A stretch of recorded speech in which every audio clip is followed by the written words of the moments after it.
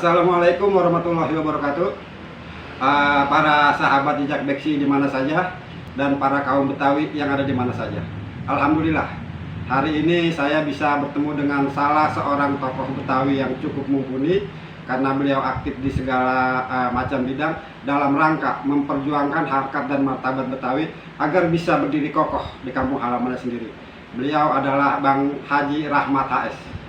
Assalamualaikum. Waalaikumsalam. Apa kabarnya Bang Haji? Alhamdulillah sehat. Buka terus ya Bang Haji ya. Alhamdulillah. Nah, para sahabat sekalian, Bang Rahmat HS ini bukan nama yang asing terutama untuk para aktivis Betawi. Jadi ada istilah, kalau ente aktivis Betawi nggak kenal Bang Rahmat, berhenti dah ente jadi aktivis. Jadi ada istilah kayak begitu. Bohong, jadi aktivisnya bohong. Iya, jadi aktivisnya bohong. Karena beliau lah banyak mengangkat tokoh-tokoh muda Betawi yang sekarang punya kedudukan penting di berbagai macam ormas Betawi. Insya Allah. Tapi Bang, kalau misalnya bicara aktivis Betawi, wajar lah kalau mereka kenal sama Abang gitu kan. Siap. Tapi kalau masyarakat Betawi pada umumnya kan hanya kenal Abang tuh di media massa saja. Iya. Bang. Karena Abang termasuk tokoh yang amat kritis sehingga sering bersuara di media massa. Abang bisa cerita sedikit tentang profil Abang? Ya, terima kasih. Assalamualaikum warahmatullahi wabarakatuh. Waalaikumsalam. Alhamdulillah rekan-rekan yang hadir di sini. Saya udah kedatangan tamu nih pagi-pagi nih, luar biasa nih kedatangan tamu. Buat saya ini tamu penting gitu loh. Karena setiap tamu insya Allah akan membawa berkah. Amin, amin, ya Allah. Akan menjadikan rumah kita tuh rumah yang juga dikunjungi oleh para malaikat. Nah, ini kediaman saya. Ini di sini kediaman saya. Insya Allah ini juga istana saya, tempat saya istirahat ketika saya beraktivitas gitu loh. Saya Rahmat HS, aslinya saya orang Tenabang, ya. Saya lahir di RSAL tuh, disunat juga di RSAL. Angkatan Laut, Bendungan Hilir, gitu lah. Karena dulu orang tua saya PNS Angkatan Laut. Jadi kalau bicara aktivis, aktivis khususnya aktivis pemuda ya, alhamdulillah kata orang-orang saya sudah hatam. Sudah hatam. Terus di usia yang kalau basisnya adalah organisasi pemuda sudah tidak muda lagi. Tapi pikiran dan gagasan kita harus tetap muda, harus tetap maju. Karena bicara anak muda itu bicara masa depan. Kalau kita bicara orang tua, itu bicara masa lalu. Jadi kalau bisa kita akan muda terus. Saya jabatan saya di Bamus wakil ketua umum gitu. 4 periode saya semenjak Bang 5 bahkan Bang Syukur, Bang Poke, lalu ada lagi Bang Nahrawi, ada lagi Bang Yan Farid. Nah sekarang Bang Haji sempat diselingi Bang Oding sebelumnya. Oke Bang, terima kasih atas informasinya. Nah para sahabat sekalian, luar biasa ya. Jadi tidak berlebihan kalau misalnya dalam tanda kutip banyak tokoh-tokoh Betawi kita yang menganggap beliau sudah katam lah kalau bicara masalah aktivis Betawi. Karena sekarang juga posisinya wakil ketua umum Bamus Betawi. Insya Allah kita doain bersama-sama selangkah lagi jadi ketua umum. Yeah. Nah Bang, kalau misalnya bicara Bamus Betawi Bang, ini dalam tanda kutip Bamus Betawi itu kan badan musyawarahnya masyarakat Betawi Bang. Berarti di situ memang setiap hari bergelut pemikiran bagaimana membuat konsensus yang akan mengangkat kaum Betawi. Yeah. Tapi diakui atau tidak banyak masih kalangan grassroots kita itu yang belum tahu tuh Bang Bamus Betawi. Apa itu Bamus Betawi? Mungkin Abang bisa apa karena Bamus kurang sosialisasi atau mereka yang kurang, mungkin Abang bisa lebih paham lah memotret kondisi. Badan Musyawarah Masyarakat Betawi atau yang kita singkat Bamus Betawi itu lahir tahun 1982. Gagasan ini muncul dari 11 organisasi Betawi pada saat itu, yang kebetulan ketua umum Bamus pertamanya adalah Bang Effendi Yusuf gitu, lalu Bang Edi Nalapraya terus sampai ke sini gitu. Tujuannya bagaimana menyatukan organisasi Betawi ini supaya kita satu suara ketika kita memperjuangkan Betawi waktu itu. Ya, gagasan dan cita-citanya kalau kita lihat di pembukaan anggaran dasar anggaran rumah tangga, bagaimana mengangkat harkat martabat masyarakat kita.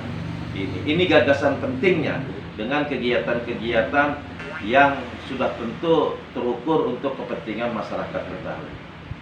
Jadi hari ini nih di periode Bang Haji Lulung itu tergabung 98 ormas pendukung Bamus Betawi. Sudah dari 11 Ya, awalnya. dari 11 awalnya sekarang 98. Bahkan emang bergerak terus.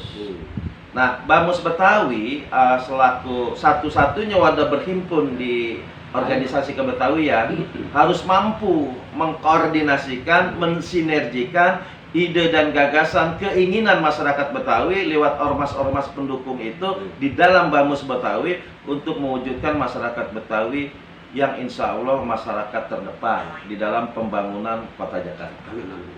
Dan ini yang paling utama. Nah, oleh karena itu, apa peran Bamus Betawi, gitu kan? Peran Bamus Betawi adalah bukan hanya sekedar wadah berhimpun, bukan hanya tempat bersilaturahmi organisasi kebetawian dan tokoh Betawi. Bamus Betawi adalah satu-satunya mitra pemerintah di dalam pelaksanaan pelestarian budaya Betawi. Dan ini tertuang dan tertulis dalam peraturan daerah nomor 4 tahun 2015 tentang pelestarian budaya Betawi. Jadi masyarakat Betawi saat ini di era kepemimpinan Bang Haji Lulung ini harus bersyukur dan alhamdulillah. Karena kita punya salah satu kekayaan kita yaitu peraturan daerah. Perda itu ya, perdanya turunannya sudah Pergub, sudah SKGUP, dan ini nanti yang akan menjadikan masyarakat Betawi insya Allah akan menjadi masyarakat Betawi yang tangguh di kota Jakarta, terutama dalam hal pelestarian budaya Betawi. Luar biasa. Nah, para sahabat sekalian, jelas sekali, gamblang sekali apa yang disampaikan oleh Bang Haji Rahmat selaku Wakil Ketua Umum, bahwasanya dinamisasi Bamus Betawi dalam memperjuangkan harkat martabat kaum Betawi terus bergulir, Bang, ya. Insyaallah. Dengan memayungi 94 ormas. 98 ormas. Ini pekerjaan yang amat luar biasa. Bukan mudah. Iya, pekerjaan yang amat luar biasa. Ini bukan mudah bagaimana mensinergikan pikiran orang-orang Betawi yang ada di dalam Bamus untuk satu tujuan. Harus bisa, karena waktu itu founding father kita nih sebagai bangsa dan negara, ketika Sumpah Pemuda, di sana ada pemuda Betawi. Di sana ada pemuda kaum Betawi. Ketika proklamasi kemerdekaan, saya hakul yakin yang membawa Presiden Soekarno dari Rengas Dengklok ke Pegangsaan itu adalah tokoh-tokoh Betawi yang ada di Senen, Klender, termasuk yang ada di Bekasi, untuk memaksa agar Soekarno membacakan proklamasi di Pegangsaan Timur saat itu. Jadi peran anak-anak muda Betawi pada saat itu dan pada saat sekarang tidak boleh tergerus. Mereka harus menjadi tokoh terdepan dalam pembangunan DKI Jakarta. Anak Betawi harus menjadi tokoh terdepan dalam rangka menjadi salah satu perat persatuan dan kesatuan bangsa. Masyarakat Betawi harus unggul di dalam semua sektor, terutama di pembangunan DKI Jakarta. Jadi kalau misalnya di Jakarta banyak anak-anak bangsa yang tinggal di sini, alat perekat persatuannya adalah masyarakat Betawi. Jadi kalau kata Bang Anies Baswedan nih, gubernur kita yang soleh yang kita sayangi, masyarakat Jakarta harus bersyukur dan terima kasih punya masyarakat Betawi. Karena masyarakat Betawi begitu toleran menerima kita sehingga kita jadi seperti ini di kota Jakarta. Bayangkan kalau seandainya masyarakat Betawi pikirannya tidak toleran, pikirannya tidak peduli sesama anak bangsa, masyarakat Betawi egosentrisnya tinggi, ego kedaerahannya tinggi, dan saya yakin ini tidak akan menjadi ibu kota negara. Ciri ibu kota negara, masyarakatnya harus akomodatif, toleran, dan menerima semua anak bangsa yang ada di Jakarta, dan dia mau menjaga kerukunan dan keragaman yang ada di Jakarta. Luar biasa apa yang disampaikan. Memang ya wajar lah namanya Wakil Ketua Umum yang luar biasa, sehingga beliau juga punya gagasan dan pemikiran yang cemerlang. Hanya persoalannya bicara gagasan dan bicara pemikiran itu kan bicara teori, Bang. Dan biasanya teori itu kan 1000 lebih mudah daripada kita melakukan praktek. Tentu ada program-program khusus bagaimana mentransformasikan gagasan-gagasan cemerlang yang sudah terkumpul di Bamus, Bang.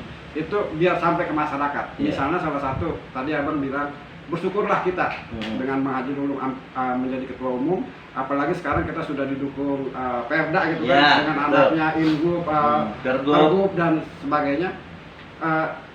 Sementara di bawah sendiri kalau kita lihat realitas itu seakan-akan masih belum punya tempat bang para seniman seniman kita di bawah gitu kan, karena sekarang hampir setiap kampung kita kan ada sanggar kan. Sepertinya mereka kurang bisa merasakan adanya manfaat dari perda tersebut bang.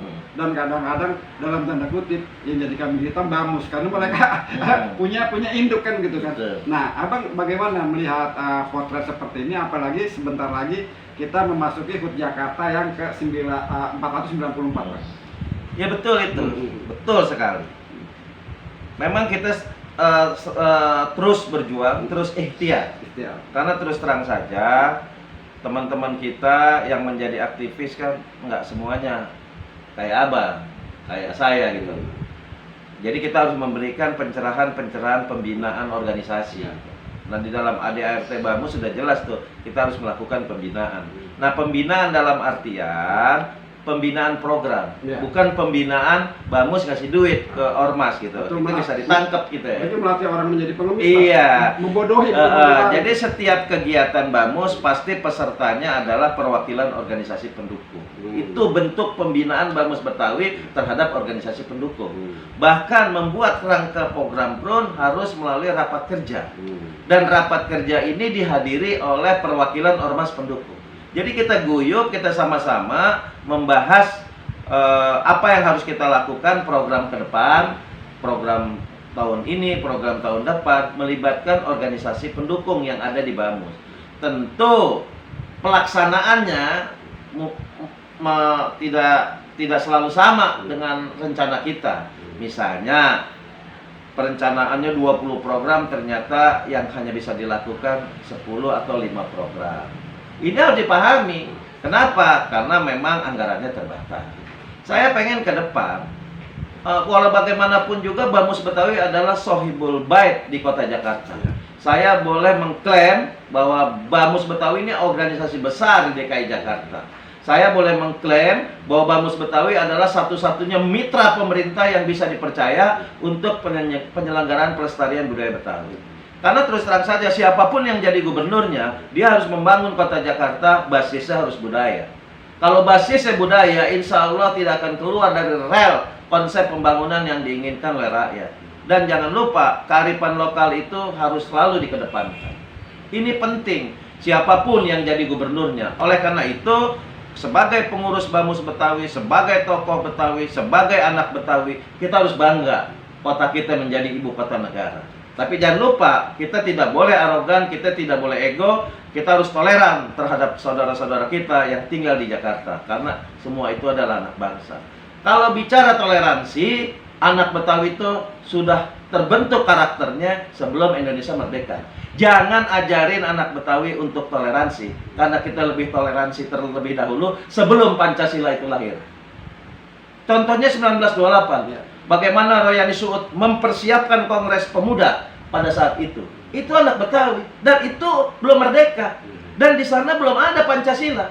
Belum ada Undang-Undang Dasar 45 yang menjadi pedoman kita untuk berbangsa dan bernegara, untuk hidup bertoleransi, untuk menjaga kebinekaan. Dan orang Betawi sudah memberikan contoh bagaimana menerima anak-anak bangsa, tokoh-tokoh daerah seperti Muhammad Yamin, Lemena, semua berguyup merumuskan bagaimana Indonesia satu dan akhirnya Indonesia merdeka.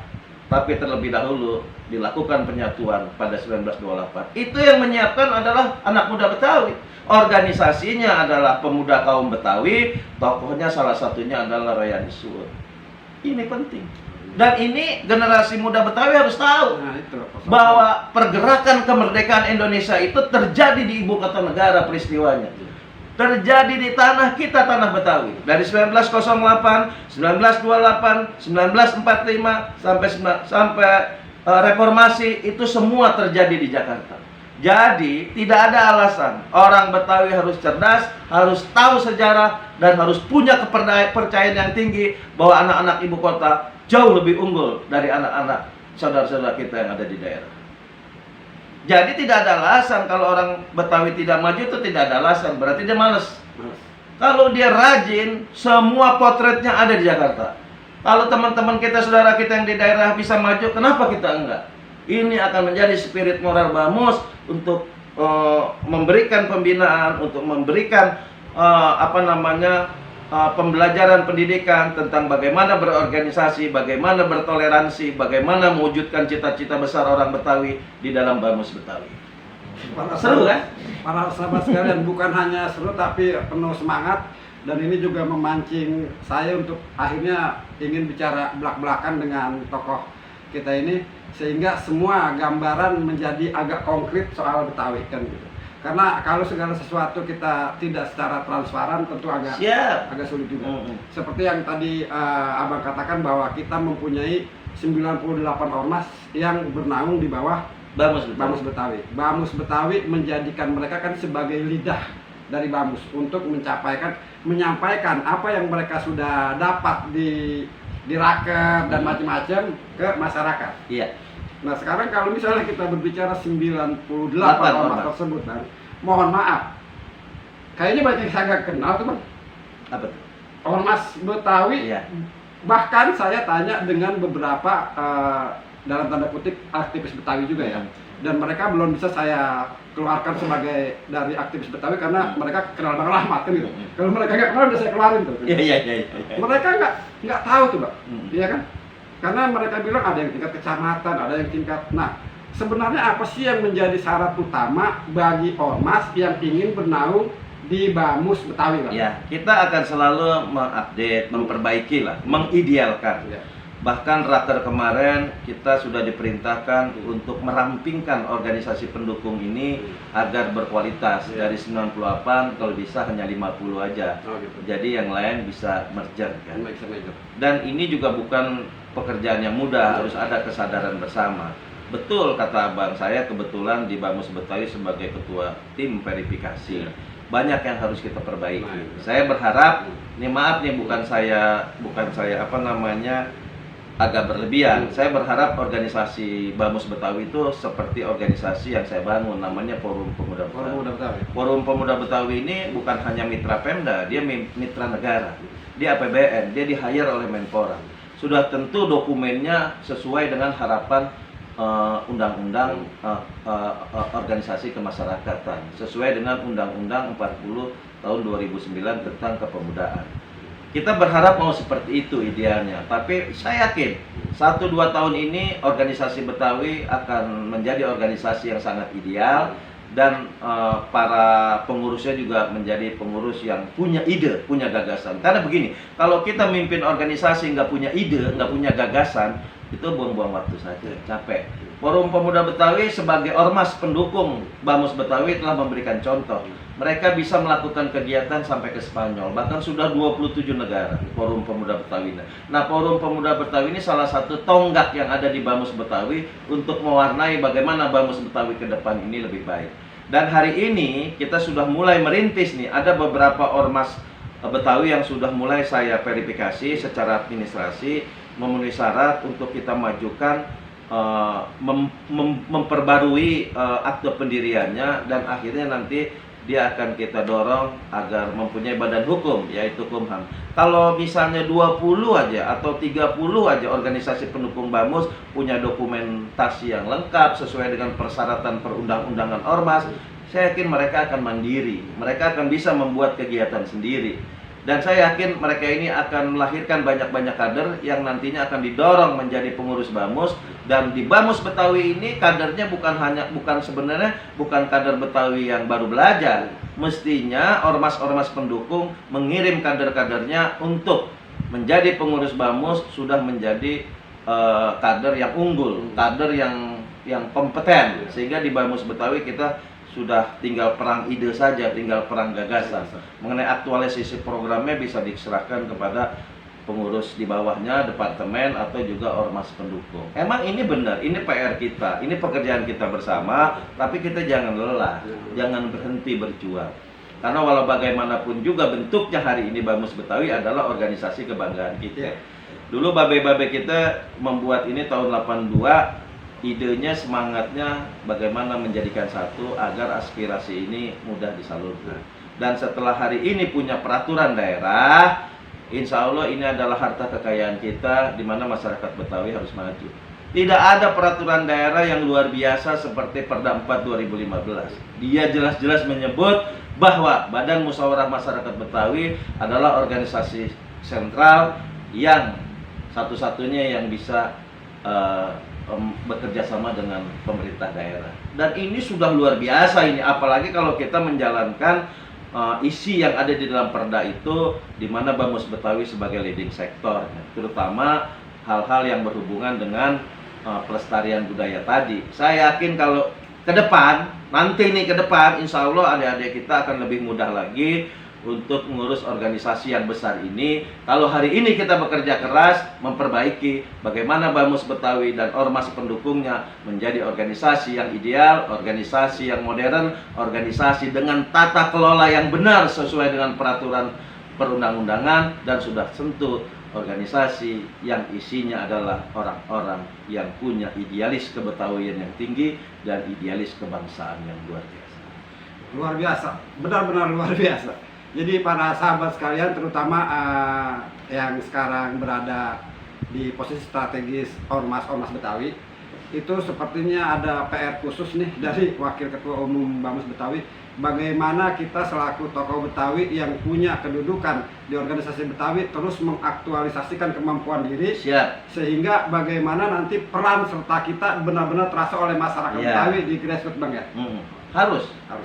Dan sebelum itu kita minum dulu, Pak. Oke. Mantap. Minum. Ngopi dulu, ngopi. Ayam-ayaman temanya. Ayam jago. Nah, tadi Abang bercerita, dan ini juga mungkin wacana, bukan wacana ya, realitas yang hampir baru buat masyarakat di bawah kita, bahwasanya Betawi itu berperan penting bukan hanya bagi kemerdekaan Republik Indonesia, tapi bagaimana embrio dari Sumpah Pemuda itu juga kan dimotori oleh tokoh-tokoh Betawi. Dan Abang juga tadi kan berpesan bagaimana kita sebagai generasi muda Betawi yang hidup saat ini tidak melupakan sejarah. Iya. Ya kan? Jadi kita belajar Itu menjadi pendorong kita. Sekarang kalau misalnya kita melihat realitas yang ada sekarang, dalam tanda kutip, banyak yang di bawah juga sedikit agak a priori, Bang. Karena mereka melihat Bamus terbelah dua, Porkabi terbelah dua, kan gitu kan. Itu kalau menurut Abang, apa mereka tidak belajar dengan sejarah masa lalu atau karena ada hal-hal lain gitu, Bang? Ini kita tidak berpihak sana kemari, Bang. Ini kan apa yang sebenarnya di bawah itu menjadi tanda tanya gitu kan. Nah, Abang selaku tokoh Betawi yang sekarang juga diamanati menjadi wakil ketua umum Bamus Betawi, tentu kan bisa memberi gambaran yang real gitu, Bang. Sehingga di bawah itu bisa mencerna dengan baik gitu. Apa memang ada apalah, coba Abang bisa. Kalau saya ngelihat, terus terang aja, saya kan aktif di organisasi Betawi setelah saya malang melintang di KMPI. Ya. Terakhir saya jadi bendahara umum strukturnya di zaman Hasanuddin Yusuf, dan sampai saat ini saya menjadi wakil ketua Majelis Pemuda Indonesia. Jadi kalau masalah organisasi pemuda, organisasi masyarakat, insya Allah saya banyak belajar lah. Jadi yang Pak Abang tadi tanyakan, ya, masyarakat di bawah menanyakan itu. Jadi organisasi sebesar Bamus Betawi ini kalau terjadi seperti saat ini yang dalam tanda kutip ada perpecahan, saya kira ini satu hal yang wajar. Ini saya menganggapnya suatu hal yang wajar, dan ini saya anggap dinamika yang berkembang di satu organisasi. Tinggal bagaimana pengurus-pengurus Bamus Betawi atau pengurus organisasi Betawi lainnya mencermati dengan kedewasaan berpikir, kedewasaan berorganisasi, dan kearifan semangat persatuan yang harus dikedepankan. Dan saya yakin ini hanya dinamika. Nanti pada akhirnya dia akan kembali lagi pulang ke rumah besarnya. Saya yakin itu. Karena nggak ada untungnya juga.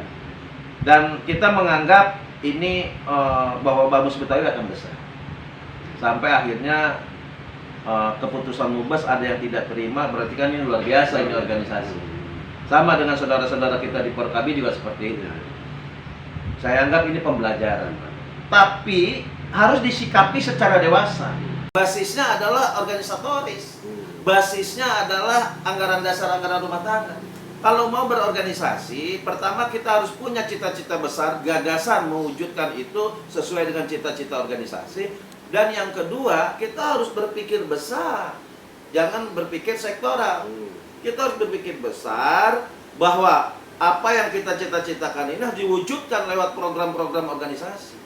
Jadi jangan kita ribut yang tidak substansi. Kita harus ribut, kita harus berdiskusi panjang, kita harus berhuru-hara wacana mengenai program apa yang tepat untuk memajukan masyarakat Betawi. Kalau di dalamnya ada hal-hal yang beda, itu emang harus beda. Tapi beda ini tidak boleh dipelihara lama. Kita harus cari persamaannya agar kita satu dan bisa bersatu. Gitu. Kalau orang-orang dulu aja berdebat panjang bisa bersatu, merumuskan sesuatu, masa orang Betawi yang kita ngebrojol udah tinggal di kota besar, masa nggak bisa? Jadi jelas sekali para pemirsa sekalian, bahwasanya apa yang kita anggap perpecahan di atas itu hanya dinamika, dan insya Allah perbedaan itu seperti yang tadi Bang Haji Rahmat sampaikan itu akan membawa rahmat. Bukan hanya membawa rahmat. Karena pada akhirnya nanti mereka akan bersatu. Kalau dalam tanda kutip hari ini ada perpecahan, perpecahan inilah yang membuat kita jadi matang dan dewasa. Insya Allah. Sebenarnya banyak sekali yang Kalau mau jadi aktivis, jangan berani berlayar di Pulau Seribu. Iya. Kita harus berani berlayar di ombak yang besar di Sungai Masalembo. Baru kita akan menjadi organisatoris yang tangguh, yang tidak mudah nyerah, tidak mudah tenggelam, dan akan fight tetap hidup. Itu. Ada pesan yang luar biasa. Para aktivis Betawi insya Allah bisa dipakai itu untuk terus berjuang. Sebenarnya banyak sekali yang ingin kita gali. Mungkin lain kesempatan lagi, karena kalau terlalu panjang juga nanti jadi garing, Bang. Iya, bisa 3 episode. Nah, itu. Karena nanti banyak hal-hal yang berkaitan dengan dinamika kebetawian. Insya Allah kita udah punya narasumber yang cukup luar biasa, Bang Haji. Insya Allah nanti selalu siap, Bang, ya. Siap, untuk orang Betawi selalu siap. 24 jam. Nah, Bang, sebelum kita tutup bincang-bincang santai kita hari ini, mungkin ada yang ingin Abang sampaikan secara khusus, Bang, ya, untuk kaum Betawi dan warga Jakarta pada umumnya berkaitan dengan HUT Jakarta ke 494. Ya, dalam rangka HUT Jakarta ke 464, kita harus, orang Betawi harus bangga dan bersyukur. Bangganya karena alhamdulillah kita menjadi anak ibu kota negara, anak kota besar, kota yang dikunjungi banyak orang. Oleh karena itu, jadilah masyarakat Betawi yang tangguh, jadilah masyarakat Betawi yang optimis, jadilah masyarakat Betawi yang berpikir besar, jadilah masyarakat Betawi yang unggul. Kalau itu bisa kita lakukan, insya Allah Jakarta akan tangguh. Assalamualaikum warahmatullahi wabarakatuh. Oke, Bang, makasih Bang waktunya. Ya. Ana doakan Abang sehat terus. Amin. Abang nggak pernah lelah Amin. berjuang untuk kemajuan kaum Betawi. Amin. Ane kasih buku. Mana? Ini leksikografi sejarah orang Betawi. Iya, mudah-mudahan. Alhamdulillah, para Ini bisa dibaca. pecinta jejak Beksi dan warga kampung Jatuh sekalian, kita mendapat satu buku dari tokoh Betawi yang juga Wakil Ketua Umum Bamus Betawi, Bang Haji Rahmat AS. Semoga ini bisa lebih mencerahkan kita, karena gagasan-gagasan pemikiran yang beliau sampaikan mungkin sedikit juga tertuang dalam buku ini, atau dia ngambil dari buku ini. Jejak Beksi keren. Keren.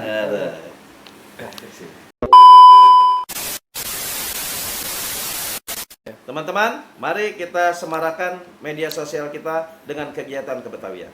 Oleh karena itu, ingat, subscribe Jejak Beksi, dan jangan lupa untuk selalu mendukung Jejak Beksi di dalam YouTube kita. Terima kasih. Assalamualaikum warahmatullahi wabarakatuh.